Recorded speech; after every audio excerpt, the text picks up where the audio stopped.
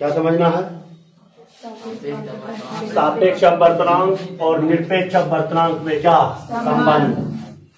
English में इसी को आप बोल सकते हैं relation between relative refractive index and absolute refractive index. Clear है?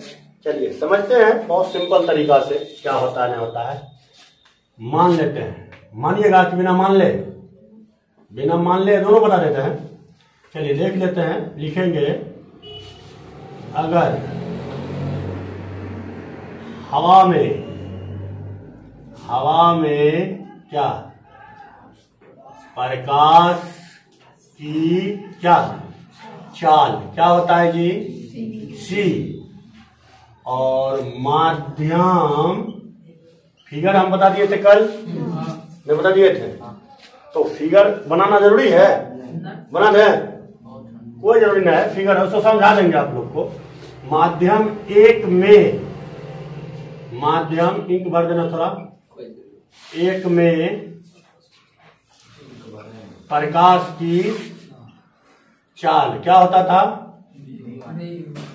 उसी टाइप से किसमें? माध्यम दो में प्रकाश की चाल क्या होता था? V2। नहीं जी, फिगर में बना चुका था कल, थोड़ा अभी भी बना देता हूं। इस टाइप से लेते थे न जी, ऐसे करके किरण गुजारे, अभिलंब लेते थे और नीचे इस टाइप से चला आता था, नहीं आता था? इसको हम मान लेते थे माध्यम एक। क्या मानते थे? माध्यम एक। इधर हवा था ना, तो हवा में प्रकाश की चाल को क्या मानते थे? सी। ऐसे मैं आपको कल की क्लास में समझा दिया था, किसमें?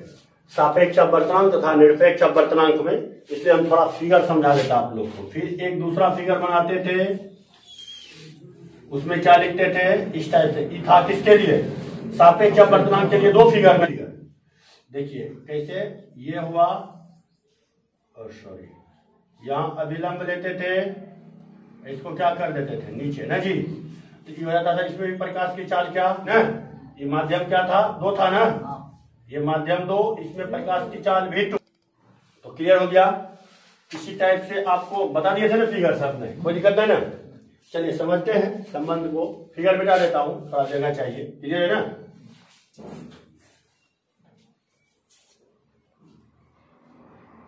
मान लिए अब हम लोग किस में चलेंगे? निरपेक्ष। हो गया? यहां तक समझ गए? अब हम लोग क्या चलेंगे? निरपेक्ष अपवर्तनांक की परिभाषा से। बता चुके हैं परिभाषा ना? क्या होता है निरपेक्ष अपवर्तनांक का परिभाषा?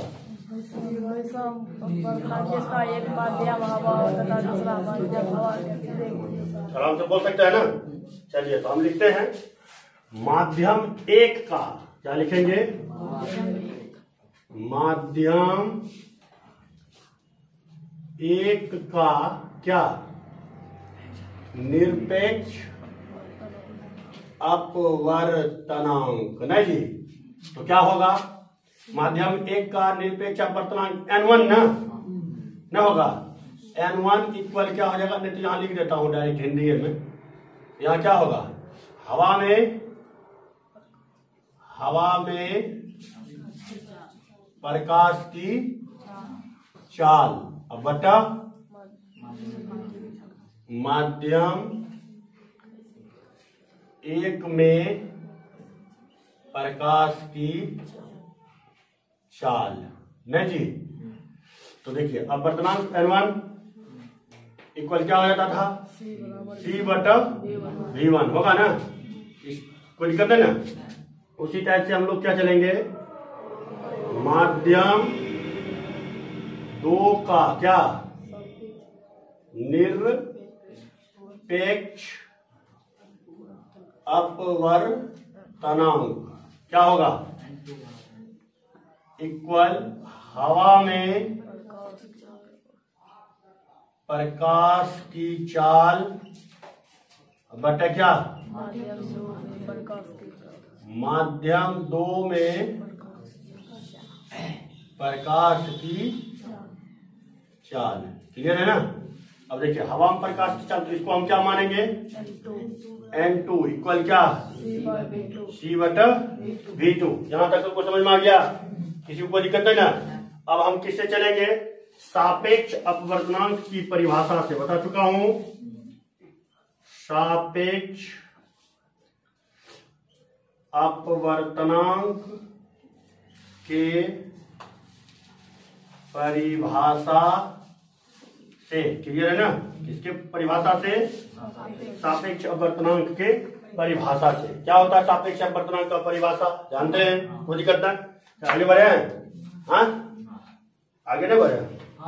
आगे बढ़ना चाहिए। चलिए ध्यान से समझिएगा। तो क्या लिखेंगे?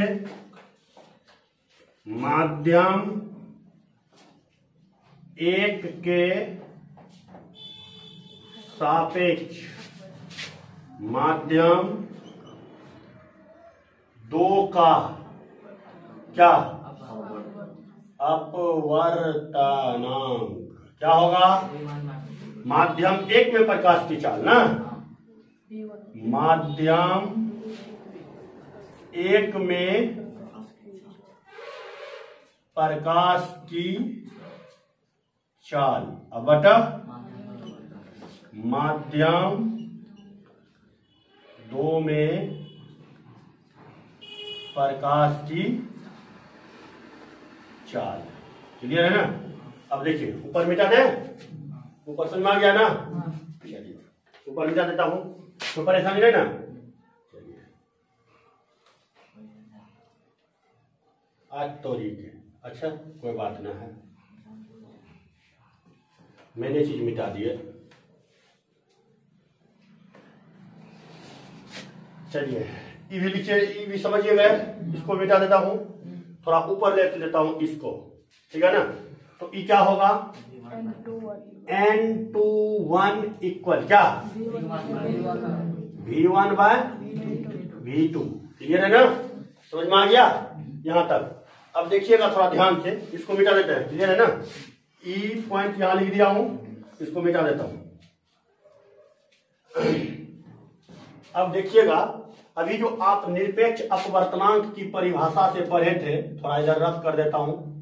इधर तो कोई दिक्कत है ना जी? इधर कोई दिक्कत है? हाँ देखिए, अगर हम निरपेक्ष अपवर्तनांक की परिभाषा से क्या पढ़े थे? N1 बराबर C/V1 होगा ना? तो V1 बराबर क्या होगा? C/N1 में होगा जी। उसी टाइप से N2 बराबर क्या पढ़े थे अभी? C/V2। तो V2 इक्वल क्या पढ़े?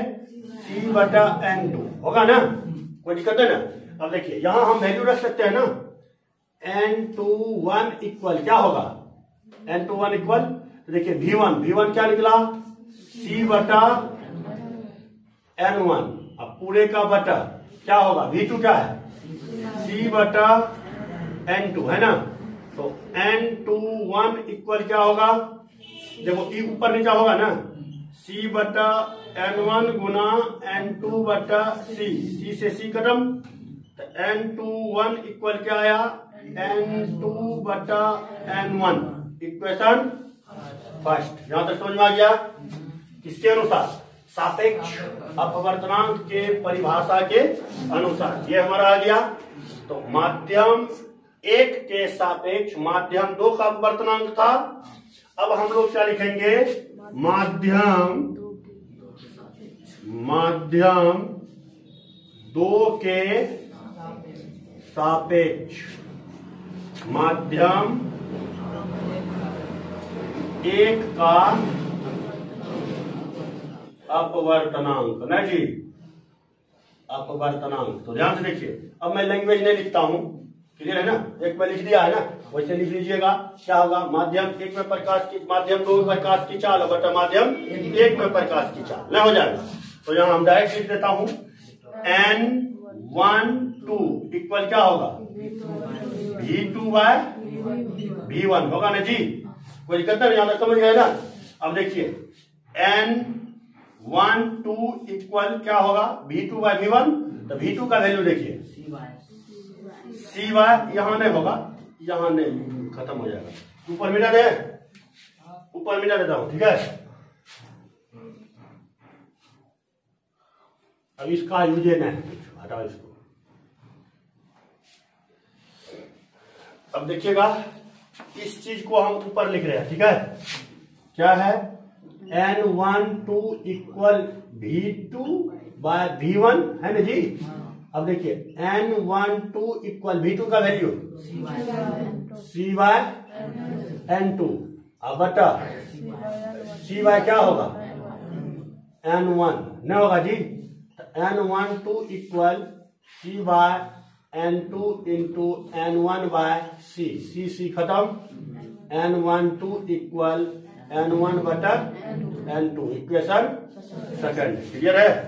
अब देखिएगा ध्यान से, ये समीकरण फर्स्ट है और ये समीकरण क्या है, सेकंड है।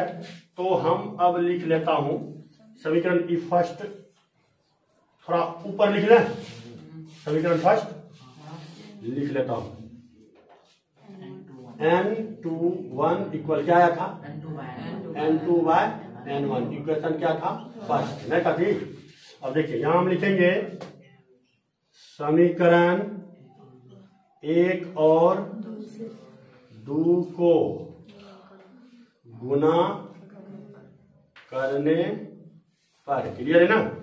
तो समीकरण 1 और 2 को गुना करने पर तो कीजिए गुना, क्या हो जाएगा N21 इंटू N12 इक्वल, देखिए N2 बटा N1 गुना नहीं जी, गुना क्या हो जाएगा N1 बाय N2, कट गया ना।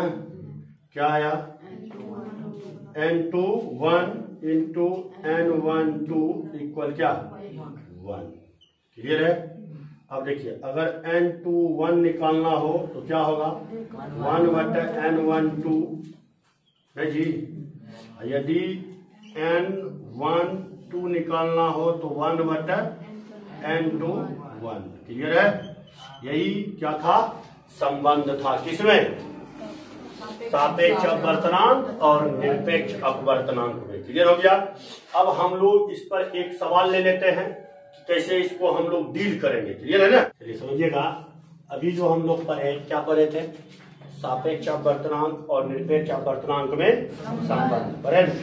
अब उसी से रिलेटेड आपका क्या है, कुछ सवाल है, ठीक है ना। किसमें, सापेक्ष अपवर्तनांक और निरपेक्ष अपवर्तनांक से कोई अगर सवाल दे तो उसको आप लोग कैसे डील कीजिएगा, थोड़ा ध्यान से समझिए, कोई दिक्कत ना।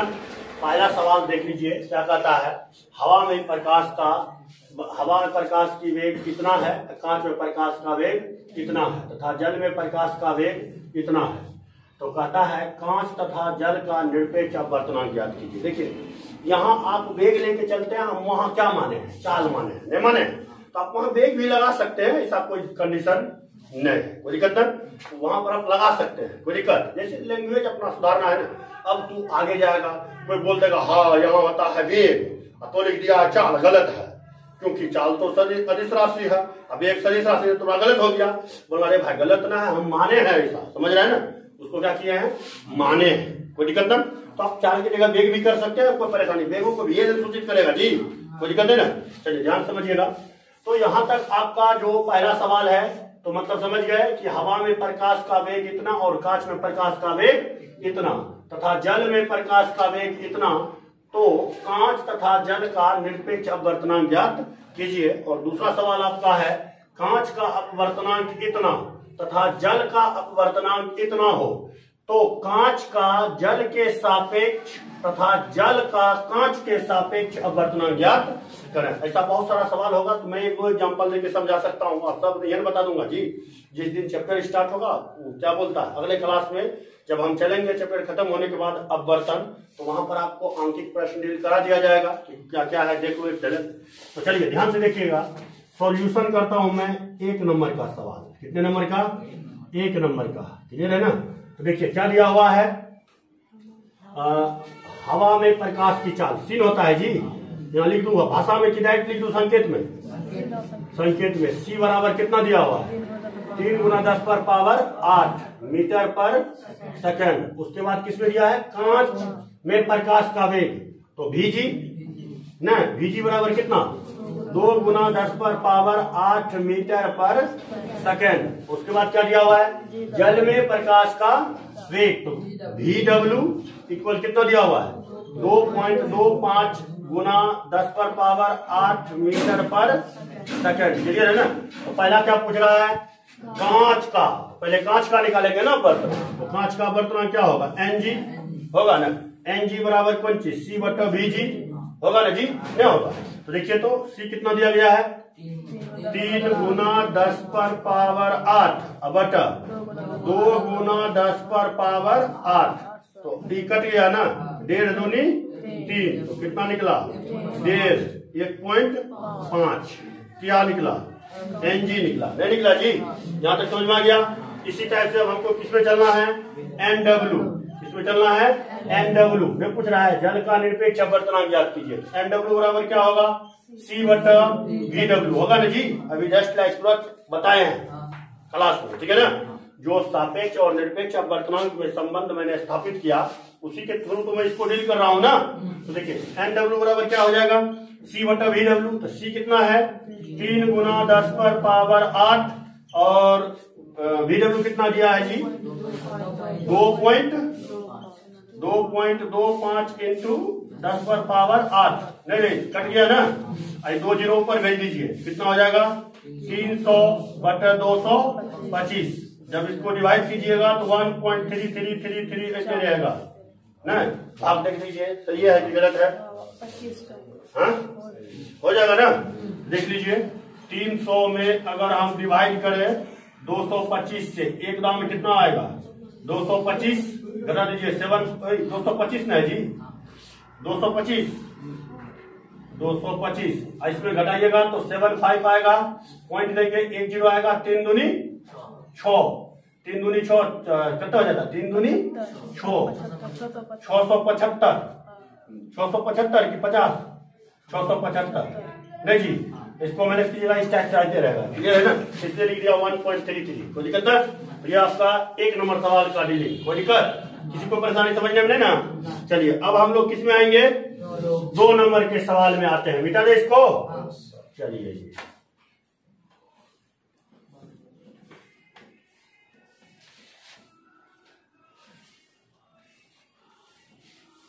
अब देखिए 2 नंबर सवाल क्या कहता है, कांच का अपवर्तनांक अर्थात NG नहीं जी 3/2। और उसके बाद क्या कहता है, जल का अपवर्तनांक अर्थात NW इक्वल क्या 4/3। तो कहता है कांच का जल के सापेक्ष अपवर्तनांक ज्ञात कीजिए। क्या लिखेंगे, कांच का जल के सापेक्ष। तो यहाँ क्या लिखेंगे डिफिनेशन में। तो पहला सवाल देखिए, कांच का जल के सापेक्ष क्या अपवर्तनांक होगा ना जी।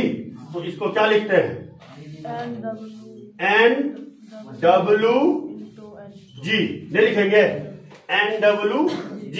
क्या क्यों लिखेंगे NWG, जल के सापेक्ष कांच का जल के सापेक्ष अपवर्तनांक NGW ना, NGW होगा ना जी, NGW ना बराबर क्या होगा, VG/VW नहीं होगा जी। तो VG/VW देख लीजिए कितना है, पागले है, NG/NW होगा जी, NG/NW। अभी पढ़े थे संबंध में, पढ़े थे ना, ध्यान समझिएगा। तो यहाँ क्या हो जाएगा, इसका वैल्यू कितना है 3/2 और इसका 4/3। क्रॉस मल्टीप्लाई कीजिए, 3 तिया 4 दूनी, ये आंसर हो गया। इसी टाइप से आप दूसरा नहीं निकाल सकते हैं, निकाल लीजिएगा ना, कोई दिक्कत है ना, किसी को परेशानी समझ में आ गया। इसी टाइप से आपको क्या निकालना है, NWG। तो क्या होगा NW/NG नहीं होगा जी, NW/NG कीजिएगा, आपका क्या हो जाएगा, क्लियर हो जाएगा। कोई दिक्कत ना, समझ में आ गया ना। चलिए ठीक है।